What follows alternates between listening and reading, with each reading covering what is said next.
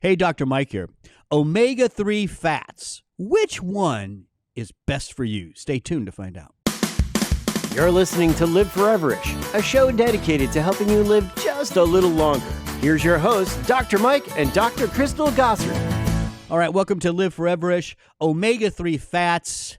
Dr. Crystal, you know I consider these to be a foundational nutrient for any regimen, any person at any age. Well, I shouldn't say any age. Most ages.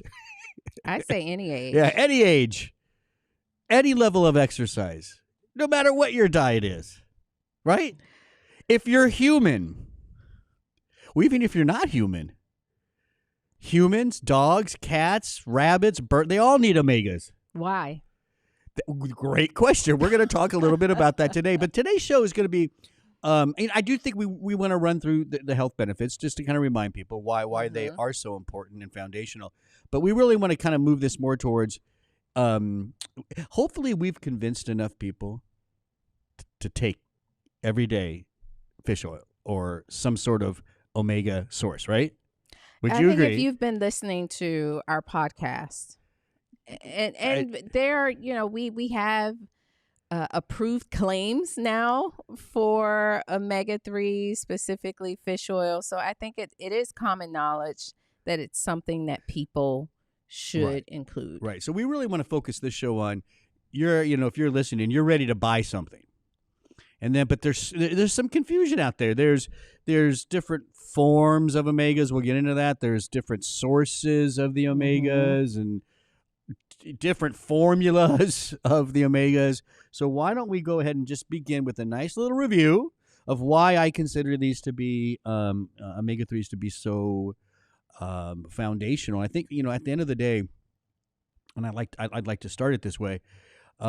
We have said this several times on the show that inflammation is the common denominator of a lot of age-related problems, diseases, right? I'm not saying inflammation is the initiator, starter, or whatever, but it plays a role in developing a lot of those age-related diseases and definitely plays a role in how they propagate and how they develop, right? So right there, omega-3s are really good at easing inflammation. And so right there, it makes it foundational for me. Well, I think it's also foundational when you think about their names. They are essential fatty acids. So if we could start from the very beginning very beginning. Why are they called essential fatty acids? And that is because we're not making them. We cannot make those essential fatty acids in our bodies. So we have to get them from foods.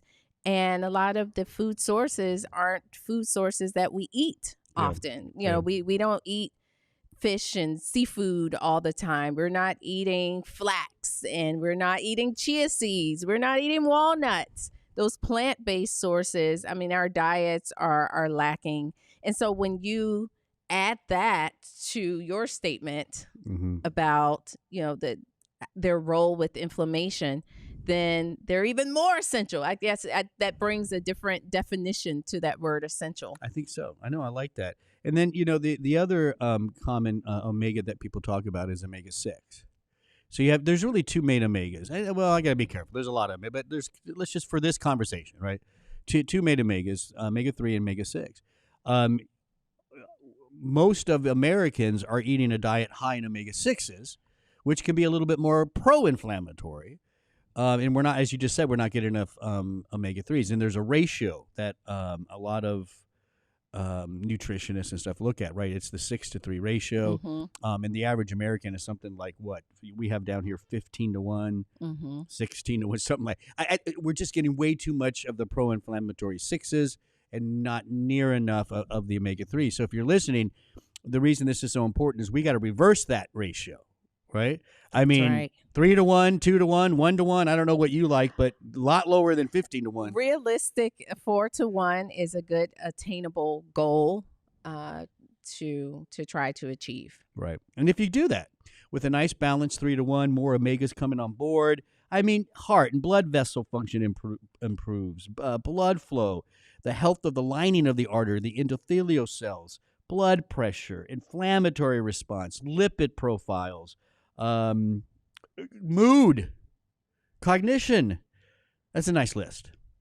And so much more. I think we're missing out on its role just with the health of your cell membranes, which goes into cognition, those neurons being able to speak to each other, diabetes, helping those glucose transporters help to get that glucose out of the bloodstream into the cell. I mean, it goes on and on Joints. and on. The function of that cell is dependent upon those omega-3 fats. Whole body effects, and without a doubt. So we know we need it, right? Right. Now, some people, before we get into the buyer's guide kind of part of this, a lot of people, and it's a good question. I mean, is artificial, or I should say, omega-3 oils safe for everyone, or maybe a way to put that is, what are some of the downsides of omega-3s, specifically when taking them in some sort of formulation? What comes to the top of your head? Bleeding or blood thinning effects. That's what you will hear from your doctors if you are getting ready to have surgery, any procedures, any bleeding disorders. You want to maybe limit your intake of omega-3s. Those are, now I'm not saying that I'm buying into this. Well, I have something for you. Can I read this? Can I read this?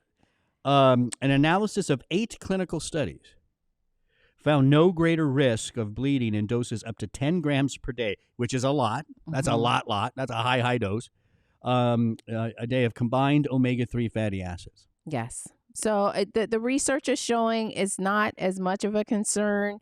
But I think we have to be responsible and let people know that they should speak with their doctors. If their doctor is saying you should stop your omegas for whatever reason, then you should. Or maybe if you want to question the doctor, just say, "Hey, doc, can you send me some of that research?" Right. Yeah. So again, I mean, that's always what we say. You talk to your doctor at the end of the day. They and your doctor should know your risk best. You and your doctor, right? There is another thing that one study found an association with omega-3s was atrial fibrillation. That's AFib, right? That's when the atria at the top of the heart just kind of go, and blood can clot, and then when you get in the normal rhythm, it sends the clot up into your brain and all that kind of stuff. So it's not good.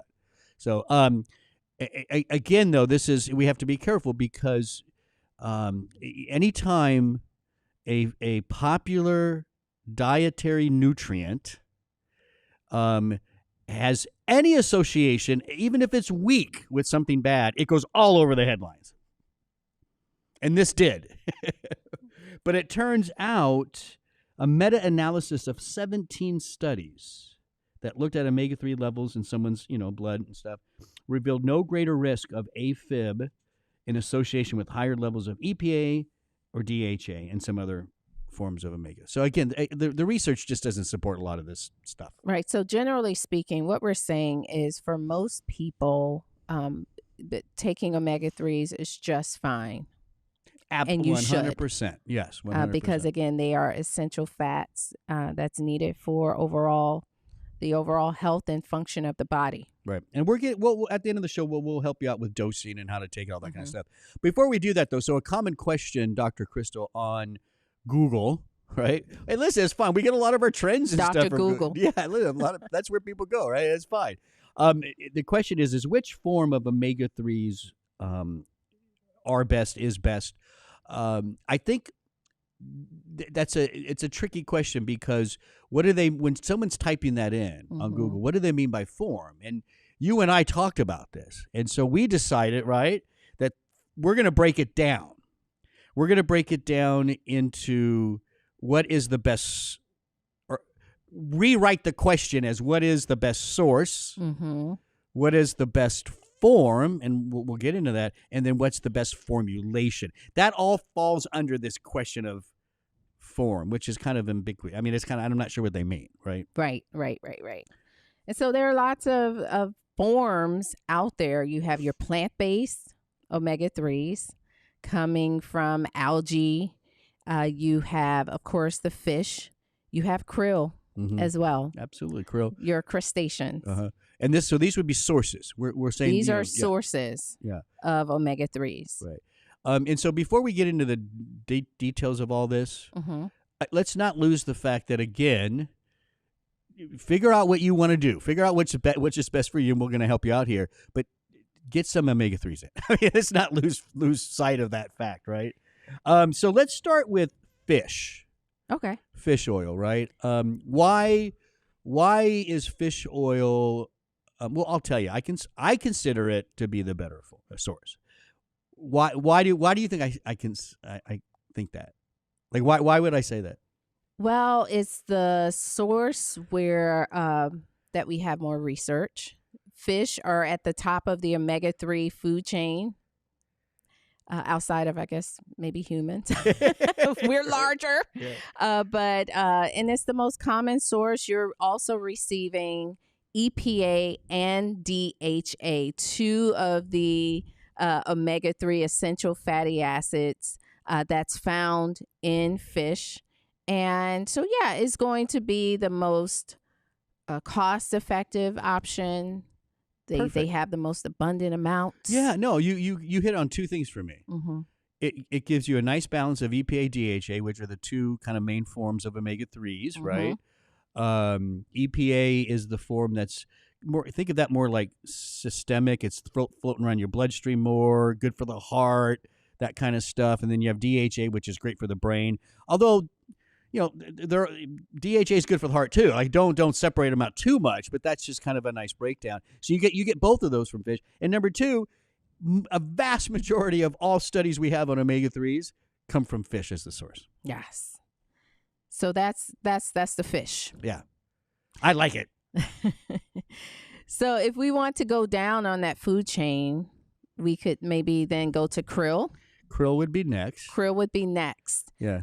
Because we know that the fish oil or the omega-3s can accumulate in krill as they're eating the algae, which would be the lower end of the food chain that we'll talk about in a moment. Krill, the proponents of krill and people that say your omega-3 should absolutely come from krill, there are a couple of talking points mm-hmm. that they have. One is krill naturally has astaxanthin. We did a whole podcast on astaxanthin. That's true. A powerful carotenoid antioxidant. So they're saying you're getting your omega-3s and you're getting antioxidants all in one. Also, the krill provides a form that's considered more absorbable, the phospholipid form of the fatty acids. And so with it being potentially more absorbable, there's some research that maybe the krill is more rapidly incorporated into your red blood cells, maybe more efficiently transported to the brain. But again, you can't really, it's hard to compare it. Don't some people also say joints too? Like krill is maybe a little bit better for joints, but that's all of that. I hear those talking points, and that sounds great. But I don't understand how omegas from krill would like target joints better. It's hard for me to kind of understand that. But I agree with. I agree with everything that you said, and it's more sustainable. Krill, right? The krill? Yeah. I don't know. Yeah, I think. Yeah, the krill is so abundant, right? Fish supplies are an issue. Well, it's sustainable, but you need a whole lot more krill to those tiny little krill. And those big blue whales are eating everything. So, when you think about that, the omega-3s, you're just not getting as much. So it takes a lot. It takes a lot, and that can be cost prohibitive. And then of course it goes all the way down even to the algae. There are algae sources of omegas out there, and they're at the basic beginning of the omega chain. Yes. Yeah. So there are formulations that use that algae source as well. So there's your. That's pretty much it. Well, there's one more. Plant. Oh, plant. Gosh, yes. I totally forgot. Yes, the plant bro. So your greens. They are giving you a form of omega-3s known as ALA. Right. Yep. And it's an essential fatty acid, again, that's found in your flax, your chia, perilla oil, black walnut. But that ALA has to be converted into EPA and DHA that you will receive immediately from fish. Yeah. And that conversion rate is not that great. And generally speaking, if you don't have, adding a step of conversion to whatever you're talking about simply it just means as you get older, your body's going to have a harder time with that kind of conversion. So why not just do the EPA and DHA directly from fish? That's like just skip that conversion. Yeah. Right? I mean, every time you add a conversion thing, you're losing what they call less yield. Yes, but I think this is important for all of you listening who are vegetarian, who are vegan. The algae 100%. is going to be your vegan source, although it's in the ocean. Some people are concerned with contamination. Yeah, well. But yes, so there are options for people who have fish allergies. Fish Very allergies, common. vegetarian, yeah, for sure, and that's great. And remember, we're not going to lose sight of the focus of this whole thing. Take your omegas every day. You figure out which is your best source. That's right. So fish. If we go from the very bottom, algae, plant, krill, fish. Yes. Yeah. And then with some flaxseed on the side. Which is great. That's fantastic. So that's your sources. But then there is this idea of these omega-3s, depending on the source, can have different forms, like in a sense what are called, think of them in like chemical forms, right? Going into chemistry. Yes. Right? Yes. You have, there's two broad categories, right? You have your triglyceride form and your ethyl ester form. And then we even mentioned one already that the algae have the phospholipid form. Yeah. Right? So let's talk, because that, and I don't want to confuse anybody. You have your sources, fish, krill, and those sources can provide these omegas in these different forms, and some people are interested in that. Like, there's some people think one form's better than the other. Right. So when you kind of have to look at the processing of your sources to concentrate those essential fatty acids for consumption. So we're not talking about food necessarily anymore. And so, yeah, you have those three forms, the ethyl ester form, triglyceride form. And so we know triglycerides, that is the form that how all of the fats are delivered from food as triglycerides. And so you have those fatty acids attached to this glycerol backbone. And that seems to be maybe a little more absorbable, maybe more, I want to say more efficiently absorbed. Yeah. Because it looks most like nature. Looks most like, well, it gets a little tricky, Dr. Mike, because let's talk about the ethyl ester form. Okay. That's the form of that's coming from your fish. There is a process where the omega-3s, those individual fatty acids, are attached to an ethanol backbone, and that's how they are delivered. And what happens is during the process of digestion, those fatty acids are released, and then they're reincorporated into triglycerides before they are absorbed. Right.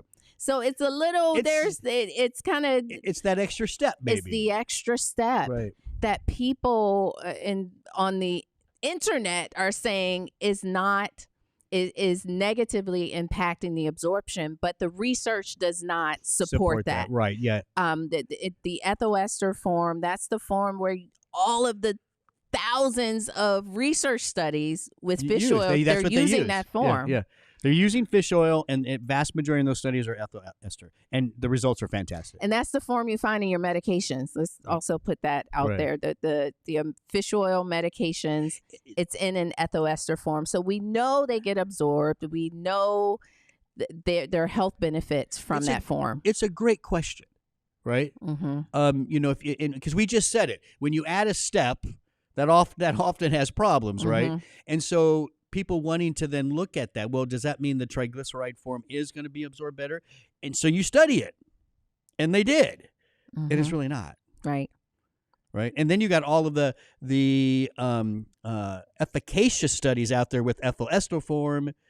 It's hard to argue against that, right? Yes, and so the other piece is they're saying, well, that natural triglyceride, that glycerol backbone, you need that for absorption.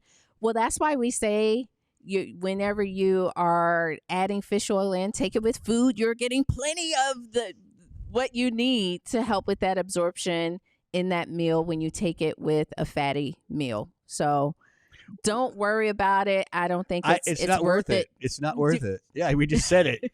Again, don't lose focus. Figure out your source. Again, I stand with fish, and that's me, right? That's and well, I do believe, based on research, it is the better form. But if you are a vegan, vegetarian, you can't do that. Find your source. Yeah. And take them, and don't get so wrapped up in a lot of this. I think don't get wrapped up in the marketing hype behind it all, because when you look at the research, negligible variations. Yeah. Speaking of how to take things now. Before we get into that, a lot of people may ask questions like, going back to that, what's the best form? We mentioned the two primary omega-3s, or DHA and EPA. Do you think maybe is that what they were wondering about? I have no idea. We don't, do they? But I don't want to, again, I think they're both important. I think they're both equally important. You might, if you have a heart disease risk or something, maybe ramping up the EPA type is a little bit better for you. If you have cognitive issues, maybe it's the DHA. But again, I would just take a solid, for me, a fish oil that provides both and be done with it. I agree. I think it comes up when you find more of the people who are plant-based. They have the plant-based diet. They want anything extra they're bringing in to be plant-based. And then you start reading, your plants aren't giving you the best. Right. And maybe those are the people that's asking, does it really matter? And I would dare to say that it does. That what you're getting from plants, that ALA is not efficiently converting into the EPA, and that EPA then converts into DHA. And so you want to consider a way to get both. Yeah. You could, there's blood testing that can look at omega-3. So if you're someone who really wants to do a plant-based source, you can, get a baseline omega-3, take your plant-based source, and check it in 3 to 6 months, whatever you decide, and see if you get a little bump up. Yep. And if you are, I will say this note, that research does show if you are vegetarian, plant-based diet, and you're getting those plant-based omega-3s, your body is more efficient. Then it kind of ramps up some of those enzymes that help you to make the EPA and DHA. That's a good point. I mean, not a whole lot, but you do see, compared to someone who is a meat eater or, not consuming a plant-based diet. So there's a little glimmer of hope there. Yeah, so maybe testing would be a great way to check it out, right? Yes. So let's get into then, how to take these things and all this kind of stuff. You already mentioned with fatty meals. That's key. And when I say fatty meals, I'm not talking about a huge plate of butter. Dr. White, butter. I don't know why I said butter. Oh, butter. But, it's some peanut butter on whhole wheat crackers. It doesn't have just to be something with definitely some fat. With a meal, a little fat in that meal. I often do mine, I always do mine at lunchtime. And my fat's coming from like my cheese that I enjoy, but at the end of the day, definitely with meals, a little more fat would be great. It's just going to help with absorption. Yes. Yeah. What about every day? This is a question we get a lot out of you and I. We kind of chuckle when we hear that a lot because, but people ask. So here's what I would say. Generally speaking, yes. But if you're trying to save some cost savings on the days where you're having your fatty fish, maybe you can skip it on that day. But generally every day. Yeah, I think generally every day. And then somebody then might say, well, what if, to save some money, what if I cut the dose in half and take it every day? If that's, and again, I would say do what you got to do. Take it as number one. But and let's just get into that. There is a certain amount of these EPAs, DHAs that you want every single day. For me, you and I differ. I always say total omega-3s every day 2 to 4 grams. You're like more 4 to 6 grams or something. And the reason I say that, Dr. Mike, is the ultimate goal is to try to get that 6 to 4 ratio. I mean, 6 to 3 ratio in a good place. And the way that most people eat, you got to have a little bit more. I'm not gonna argue that. I think that's a great point. It's funny. I always say 2 to 4, but I do 4. Mm-hmm. You know, I get 4 grams of wild fish oil, Omega-3s every day, and then the EPA and the DHA breaks down about 1,200 milligrams of EPA or so, 800 or so of DHA, something like that. No, I think it's if you're taking 4. Yeah. No, you would be. I think. Well, I don't know. I would have to look at your label. Right. Yeah, no. Because the serving is 2. And I do it twice a day. Mm-hmm. So you're right. Yeah. But the point I was going to make is there's the total amount of omegas, which let's say it's just 4 grams. Let's just say that. But you got to make sure you're getting the right amount of the EPA, DHA out of that. And typically you will. I think at those high doses, you just have to make sure if you're hitting the gram dose of total, the rest will take care of itself. It should fall in place, right? Yeah. It typically should fall in place. Refrigeration or not? Because, it's a fact. Oh, that's a good question. You don't need to refrigerate it. No, you don't. Not necessary. And oftentimes you'll see the omega-3s combined with olive oil extract, sometimes rosemary extract, sometimes some added vitamin E, kind of protects the fats different antioxidants to protect those fats. But I will say, some people do keep them in the freezer. Well, and let's tell them why some people do. Well, I think I know why. Okay. I'm not sure where. Maybe I don't know where you're going with Well, this. tell me what you think. It decreases the burping. Yeah. So people who have trouble with the burping or the repeating, it sometimes helps. Yeah. Give it a shot, right? Mm-hmm. I'd rather you do that than give up. Like find a way, to make it work. And if that still doesn't work, look at your different sources and try something else, right? That's a good point. Don't give up. So we gave you some good sources today, the different forms today, how to take them, dosing. Are they safe? Yes. But of course, if you have some issues, talk to your doctor. That's always going to be our disclaimer, but that's never going to go away. But again, I can't impress upon my friends, my family, the audience more than this. They are essential and they are foundational. And get them in the best way you can. Yeah. I mean, these are part of the healthy building, the building blocks of a healthy human, right? That's right, Dr. Mike. This is great. Yes. This is a great show. Omega-3s. Right. How much do you actually take a day? So I take Krill. I think I told you that. Yeah. And I'm taking 2,400 milligrams, I believe. I take 4 of my about 2,400 milligrams of Krill. And I can't remember the breakdown. Yeah. But again, you're high enough, the breakdown's going to be fine. The breakdown is fine. I eat sardines, you know that. Oh, do I know she eats sardines? Anchovies. Oh, my gosh. Love I had it. a Caesar salad and I asked for extra anchovy and they gave me the whole jar, it looks like. So anchovies, I like my fatty fish. I'm very intentional and I consume plant and fish sources. You like your flax and chia. I make my chia pudding. Yeah.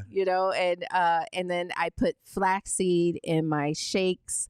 So you have to be intentional. And I think that's the other point is it's something you kind of have to think about. Well, I'm glad you bring that up. Yeah. So the intentional part is, remember, food first. Mm-hmm. Think about what you're eating, right? Mm-hmm. Think about, increasing more of the fish, a couple times a week, some of the flax, chia. I mean, figure out how you can, focus on your diet. But then again, we always talk, there's a nutritional gap. Mm-hmm. You're probably not going to be able to eat enough to get that 4 grams every day. That's where supplementation plays a role. And that's where testing plays a role. Absolutely. Testing's pretty simple. Oh, it's an at-home test. At-home test, and you will be surprised. And it gives you more than the omega-3s. That's what I like. Yeah. It'll tell you your 6. It tells you breakdown all of everything. Omega-9s. Everything. Triglycerides, different saturated fats. Omega-7s. Yeah. It's almost too much. You're like, geez, what is all this? Yeah. But it's a great way for you to look at that and course correct if needed. Yeah. So what I do, and because I figured why not just do it all? I do a formula that has krill and fish. Oh, combined. I'm like, I'm just going to do it all. Get some astaxanthin in there, right? Yes, there you go. So that's what I do. Great show. Thanks, Dr. Crystal. This was fantastic information. Don't forget, you can go to liveforeverish.com. There are a lot of other episodes that you can download, like, share, and comment. And, of course, subscribe so you never miss a show. That's liveforeverish.com. And then, of course, our sponsor, Life Extension. If you go to lifeextension.com, purchase what you want. By the way, Life Extension has a nice variety of omegas out there. Check that out. When you are checking out, in the discount code little section, put in podcast, and you will get $10 off, 10% off, $50 or more with free shipping and handling. 10% off. That's it. $50 or more. Lifeextension.com. Yeah, check that out. They just want to say thank you for being such a great audience. I'm Dr. Mike. Dr. Crystal. Thanks for listening.